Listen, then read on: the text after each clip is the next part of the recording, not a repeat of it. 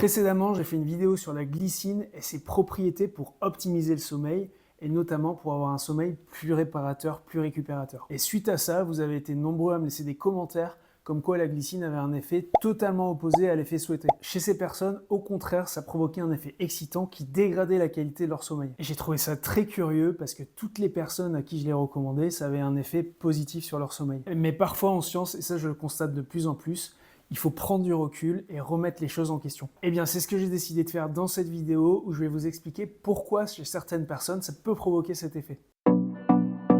Maxime, praticien en nutrition fonctionnelle, je te donne ici des conseils nutrition et santé naturelle pour optimiser ta santé jour après jour. Comme tu le sais, si mes contenus t'intéressent, le nerf de la guerre sur YouTube, c'est de mettre un petit pouce bleu à la vidéo si elle t'a plu et de t'abonner. Est-ce que vous avez utilisé la glycine et est-ce que vous avez eu un effet totalement opposé à celui souhaité? Ce serait super intéressant de lire votre expérience dans les commentaires. Avant de comprendre pourquoi la glycine peut ne pas fonctionner chez certains, c'est intéressant de voir comment la glycine fonctionne. La glycine, qu'est-ce que c'est? En fait, c'est un acide aminé, c'est-à-dire un petit bout de protéine. Et quand tu achètes ta glycine, tu achètes une petite poudre qui ressemble un petit peu à du sucre. Et en plus, le pire, c'est que quand tu la dilues dans l'eau, elle a vraiment un goût sucré. Alors qu'il y a zéro sucre dans la glycine, c'est juste un acide aminé. Et en fait, ça s'explique simplement parce que la glycine active les récepteurs gustatifs qui sont liés à la saveur sucrée. Et justement, puisque je te parle de récepteurs, c'est comme ça que toutes les molécules agissent dans le corps. Et bien, la première action de la glycine, c'est de se fixer sur les récepteurs glycinergiques. Ces récepteurs, ce sont des véritables frein du système nerveux, c'est-à-dire qui te calme, qui t'apaise, qui te ralentisse. En clair, ça harmonise et ça diminue l'activité électrique du neurone sur lequel il se fixe. Ces récepteurs, la glycine, ils se trouvent en majorité sur notre tronc cérébral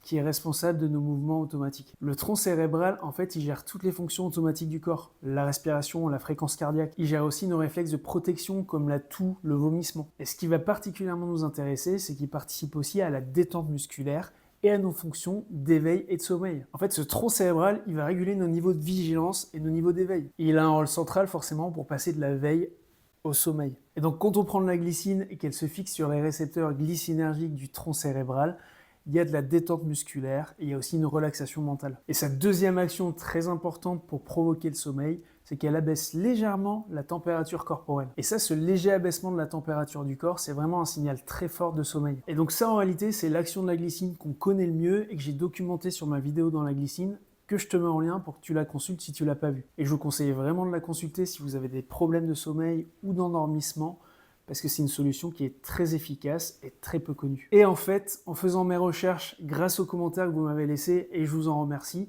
j'ai trouvé un second rôle de la glycine. La glycine, c'est un coagoniste d'un autre récepteur, c'est-à-dire qu'elle potentialise l'action de ce récepteur. Et ce récepteur, il s'appelle le récepteur NMDA. Et donc tu devines le rôle de ce récepteur NMDA, c'est un rôle excitateur. Ces récepteurs NMDA, ce sont les récepteurs à glutamate. Et donc le glutamate, c'est un excitateur. Quand on a un glutamate élevé et qu'on a une sensibilité génétique des récepteurs NMDA à la glycine, quand on prend de la glycine, ça a un effet excitateur parce que ça va augmenter l'action du glutamate qui est excitant. Et donc on se demande bien ce qui peut augmenter les niveaux de glutamate. Eh bien, le facteur numéro 1, c'est le stress, et surtout s'il est chronique. La deuxième raison, c'est s'il y a une carence nutritionnelle. Et le plus souvent, c'est lié au magnésium ou au zinc. En fait, le magnésium, il va complètement contrer l'action du récepteur NMDA. Et le zinc, il va équilibrer le fonctionnement de ce récepteur. S'il y a des problèmes de digestion ou un microbiote déséquilibré, ça fait augmenter aussi le glutamate au niveau cérébral. Quand il y a une inflammation du cerveau, par exemple, si on ne dort pas assez,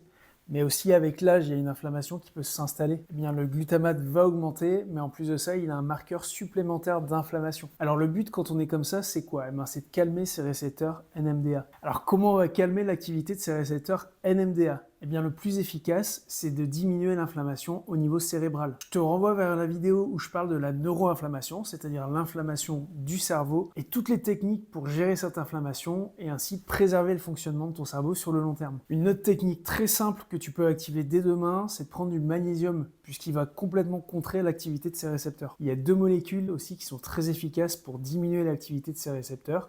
C'est la taurine et la fameuse L-théanine. Dites-moi dans les commentaires si vous voulez que je parle plus en détail de cette L-théanine. Alors au fond, pourquoi on réagit pas tous pareil? Eh bien tout simplement parce qu'on est tous uniques au point de vue génétique. On a des récepteurs glycinergiques qui vont répondre plus ou moins. On a des récepteurs NMDA qui sont plus ou moins excités facilement selon notre mode de vie. Ça, c'est vraiment une sensibilité individuelle qui vraiment concerne que la personne. Mais ce qui est sûr et certain, c'est que quand on calme son système nerveux, on calme son stress, en fait, on va baisser cette cascade inflammatoire et on va favoriser l'action de molécules calmantes comme la glycine, le magnésium, la taurine. Donc je vous rassure, c'est plutôt un cas de figure qui est rare, cette excitation via la glycine, mais voilà pourquoi, selon nos sensibilités et notre patrimoine génétique, on réagit différemment à la prise de cette molécule. C'est toujours intéressant d'ailleurs de prendre du recul et d'analyser sa propre situation.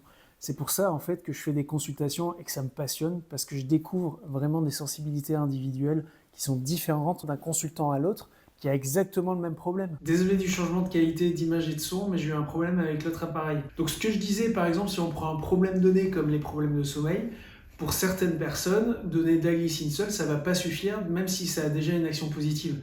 Il va falloir donner du magnésium, il va falloir donner d'autres éléments. Chez d'autres, donner juste de la glycine, ça va tout changer, et ça, c'est la plupart des gens à qui j'en donne. Et chez certains, mais là, c'est plutôt des cas hyper rares, et merci de m'avoir fait vos retours en commentaire encore, ça va pas du tout répondre positivement, ça va au contraire exciter en potentialisant l'activité des récepteurs NMDA. Donc c'est pour ça, pour un même problème donné, et là je donne des conseils qui sont généralistes, qui concernent la plupart, mais pour un problème donné, c'est toujours intéressant de venir voir un thérapeute fonctionnel qui pourra vraiment déterminer les causes des dérèglements et les meilleures solutions qui vous seront adaptées à votre situation. Et on se retrouve dans la prochaine vidéo pour discuter de notre passion, la santé et la longévité.